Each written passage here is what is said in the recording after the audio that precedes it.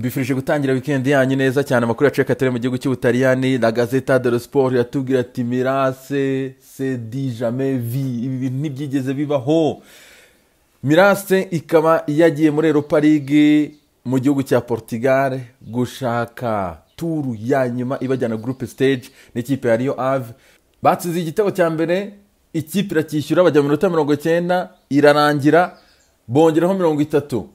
Ikipe ya Rio Ave itsinda igitego, batsinda igitego mu minota 2 y'inyongera ku minota 120 wageze ku gitego cya Hakani Kanaguru kuri penalty. 2-2 bajya muri penalty. Bateye penalty 24, 12 za Mirase binjiza 9, 12 z'ikipe ya Rio Ave binjiza 8. Tayari Mirase itikomeza nayo iraza kujya muri tirage au sort ya group stage ya Ligue des Champions rero uyu mwaka. Ayayaya byari hatari guys. La Gazzetta dello Sport kandi kabitubwira ati Juve na Chiesa c'est presque fini, bigiye kurangira rwose. Akaba rero Chiesa yaramaze kumvikana n'ikipe ya Juventus buri kimwe cyose, mu gihe Fiorentina nayo yamaze kumvikana n'ikipe ya Juve kuri $60 z'amayero, hanyuma akazasinya igihe cy'imyaka 4. Ariko Juve igomba kubanza kugurisha Daniel Rugani, Mattia De Sciglio, Semi Khedira ndetse na Douglas Costa kugira ngo ibone amafaranga yayifasha kuzana Federico Chiesa.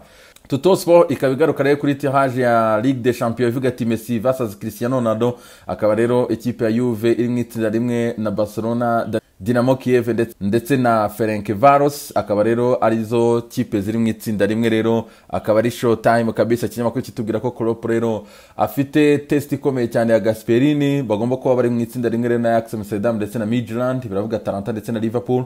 Anako kandi Inter domira Conte akaba afite ikizamini gikomeye cyane cyo gukina n'ikipe ya Madrid, bari no mu itsinda rimwe na Shakhtar Donetsk ndetse n'ikipe ya Borussia Mönchengladbach, mu gihe Lazio Roma igomba kuba itana mu mitwe na Zenit, Dortmund ndetse na Club Brugge. Mu gihugu cya Espagne nta kindi kiri kuvugwa rero, ni Barcelona yatsinze ibitego 3-0 ikipe ya Celta Vigo.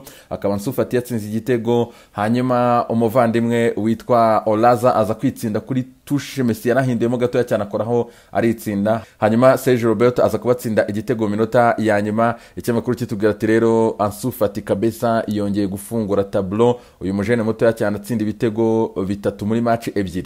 Mu gihe kandi ikindi cyaranze iyi match rero akaro guhabwa ikarita y'umutuku kuri Kerema Lengere. Ikinyamakuru kiratubwira kandi ko Sergio Dest yamaze gusinya ikipe ya Barcelona, akaba yaramaze gusinya imyaka 5 ndetse kuri $21 z'amayero. Akaba amafaranga rero Barcelona yishyuye ikipe ya Ajax Amsterdam. Ikinyamakuru kandi nacyo kigaruka kuri tombola Ligue des Champions.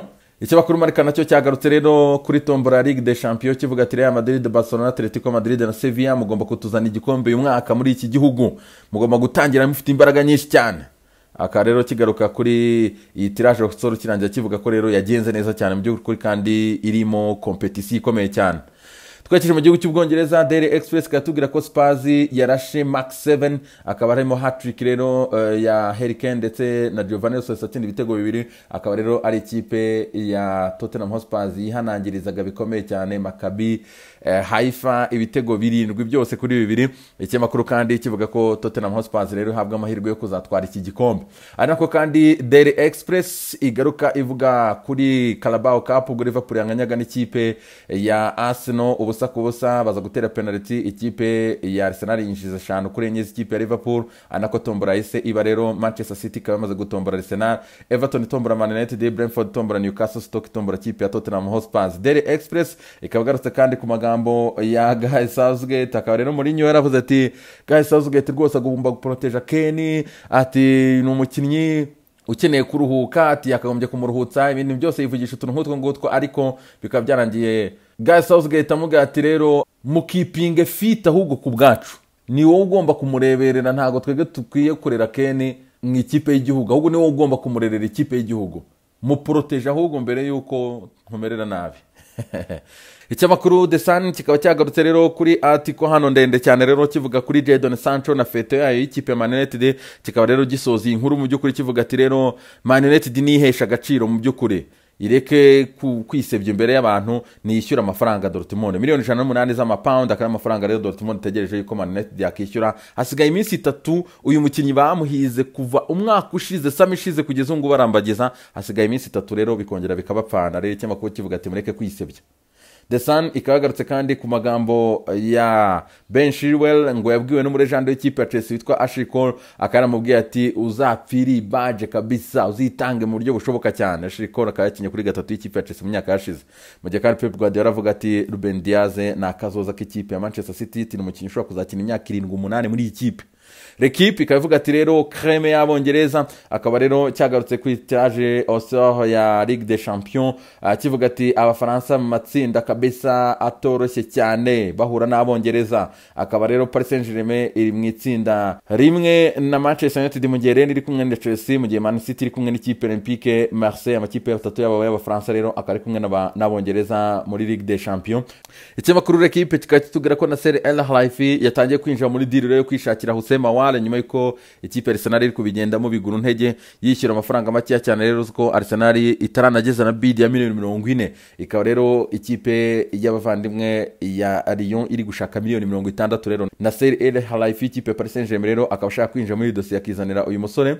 L'Equipe kandi ikaba itubwira yuko ikipe ya Marseille yamaze kuva muri deal ya Guendouzi. Ikinyamakuru kitubwira ati rero Guendouzi agiye gusohoka mu ikipe ya Arsenal, ariko ntago ari bwerekeze mu ikipe Olympique Marseille. Akari amagambo rero ya Pablo Longoria, directeur y'imikino mu ikipe ya Marseille, watangaje yuko badashaka rwose Matteo Guendouzi, ubwo rero agomba gusohoka muri Arsenal yerekeza ahandi. Affaire à suivre. Reka dusoreze muri transferi za Simon Jones n'ikinyamakuru DML, akatubwira yuko rero Everton yamaze kumvikana na Ben Godfrey mu defense y'ikipe ya Norwich kuri £25 z'amapound, ari nako Paris Saint-Germain iracyagerageza kuri Dele Alli kugeza ku munsi wa nyuma arashaka kumutira mu ikipe ya Tottenham Hotspur. Ari nako kandi Tottenham Hotspur rero uyu munsi Carlos Vinicius rutaza mu ikipe ya Benfica agomba gukora medical Iranda ni mu ikipe ya Tottenham. Ari nako Yohan Foyth agiye kwerekeza mu ikipe ya Villarreal nk'intizanyo. Bayern Munich ifite umusore witwa Michel Cuisance mu France, yashaka kumutanga muri Leeds, yamaze kumvikana $18 z'amapound, ariko uyu musore ikaba deal yakolapsinze nyuma yuko atsinzwe test medicale. Anako kandi ikipe ya Chelsea Hudson Odoi ikipe ya Bayern Munich iri gushaka kumutira. Newcastle ikaba iri mu ikipe ya Juve irimo iragerageza kureba ko yabona Daniel Rugane kuri $18 z'amapound. Arsenal Lucas Torreira bikavuga ko ari bijye mu ikipe ya Atletico Madrid kuri uyu munsi agakora medical, mu gihe Matteo Guendouzi akomeje gushakishwa cyane ikipe ya Marseille, ariko ikinyamakuru sinzi ibintu kivuga niba kibifitiye amakuru kuko Marseille yamaze kubihakana. Twaza tubibona mu kanya. Anako West Ham ikaba iri hafi kubona kuri $4 z'amapound mu defenseur y'ikipe ya Slavia Prague kabisa muri Czech Republic, akayitwa Vladimir Kufal. Ari nako Hans Vanaken bari kugerageza kureba ko bamuzana. Anako kandi Nikola Milenkovic ikipe ya Fiorentina nawe bari kugerageza West Ham kureba ko yamuzana. Burnley ikaba iri gusaba ikipe ya Dundee United kabisa mwataka witwa Lawrence Shinkalandi, ibintu nk'ibyo ngibyo akaba ashaka kumuzana. Ari nako kandi ikipe ya Burnley ikigerageza kuri Wilson ikipe ya Liverpool mpete wa Rayo penalty nimugoroba. Les amis, weekend nziza cyane rero, Imana ibarinde.